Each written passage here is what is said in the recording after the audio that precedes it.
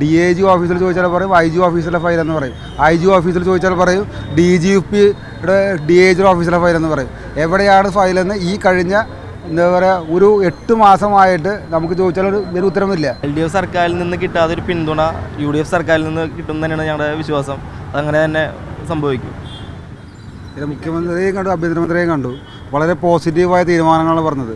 ആഭ്യന്തരമന്ത്രിയെ കണ്ടപ്പോൾ തന്നെ കേരള DGPയോട് അന്വേഷണത്തിന് റിപ്പോർട്ട് ഹാജരാക്കാനും അതിന് നമ്മൾ കർശനമായി നടപടിയെടുക്കാനുമാണ് ആവശ്യപ്പെട്ടത്. അതേപോലെ തന്നെ മുഖ്യമന്ത്രിയെയും കണ്ടു.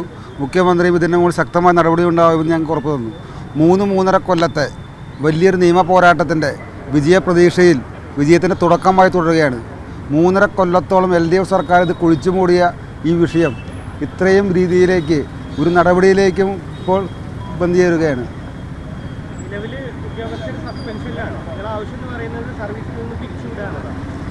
ഉദ്യോഗസ്ഥർ 4 പേർക്ക് മാത്രമേ സസ്പെൻഷൻ കിട്ടിയിട്ടുള്ളൂ.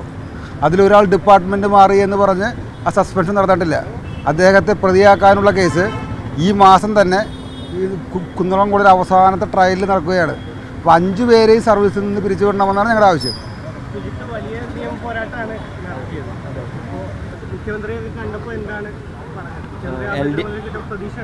LDF സർക്കാരിൽ നിന്ന് കിട്ടാതെ ഒരു പിന്തുണ UDF സർക്കാരിൽ നിന്ന് കിട്ടും തന്നെയാണ് ഞങ്ങളുടെ വിശ്വാസം.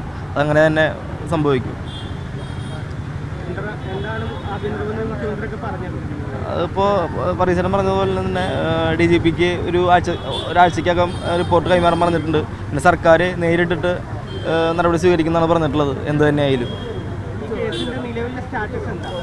നിലവിലെ സ്റ്റാറ്റസ് ഇപ്പോൾ പ്രൈവറ്റ് കംപ്ലയിൻറ്റ് ഇപ്പോൾ നടന്നുകൊണ്ടിരിക്കുന്നുണ്ട് 4 പേർക്കെതിരെ. പിന്നെ ഒരു ഡിപ്പാർട്ട്മെൻറ്റ് മാറി പോയിട്ടുള്ളൊരു സുഹൈർ എന്ന് പറഞ്ഞിട്ടുള്ളൊരു ഉദ്യോഗസ്ഥൻ്റെ എതിരെയുള്ള ഇപ്പോൾ കോടതിയിൽ നടക്കുന്നുണ്ട്. അതേപോലെ 4 പേർക്ക് സസ്പെൻഷൻ. അതിൻ്റെ മുകളിൽ ഒരു നടപടിയും ഈ സാധനം നീങ്ങിയിട്ടില്ല. DAG ഓഫീസിൽ ചോദിച്ചാൽ പറയും IG ഓഫീസിലെ ഫയൽ എന്ന് പറയും. IG ഓഫീസിൽ ചോദിച്ചാൽ പറയും DGPയുടെ DAG ഓഫീസിലെ ഫയൽ എന്ന് പറയും.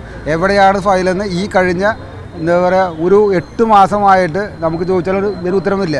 കേസ് അട്ടിമറിക്കുക എന്നുള്ളത് തന്നെയാണ് ഇവരുടെ ഉദ്ദേശം.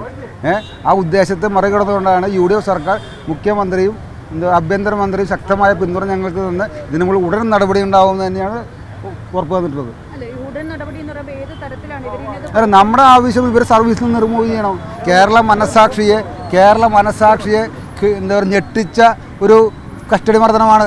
വളരെ തെളിവോടുകൂടി കസ്റ്റഡിയുടെ ആരോപണങ്ങളല്ല, വളരെ തെളിവോടുകൂടി പോലീസ് മൂടിവെക്കാൻ ശ്രമിച്ച കസ്റ്റഡി മർദ്ദനം 3 കൊല്ലത്തെ നിയമ പോരാട്ടത്തിനുള്ളിൽ വിവരാവകാശ കമ്മീഷൻ്റെ കയ്യിൽ നിന്ന് വാങ്ങി പൊതുജന മധ്യത്തിൽ കാണിച്ചിട്ടുള്ളതാണ്. പോലീസ് റിപ്പോർട്ടുള്ളതാണ്. പോലീസ് റിപ്പോർട്ട് അന്വേഷിച്ച സേതു എന്ന് പറയുന്ന DSPയുടെ റിപ്പോർട്ട് വരെ ഹാജരാക്കിയിട്ടുള്ളതാണ്. അദ്ദേഹം തന്നെ പറയുന്നുണ്ട് ഇതിൽ മർദ്ദനം നടന്നിട്ടുണ്ട് എന്നുള്ളത്. ഇതിൽ എന്താ പറയുക ഇവർ സർവീസിൽ നിന്ന് നീക്കം ചെയ്യുക എന്നുള്ളതല്ലാണ്ട് വേറെ ഒരു നടപടിയും ആർക്കും ചെയ്യാൻ സാധിക്കില്ല.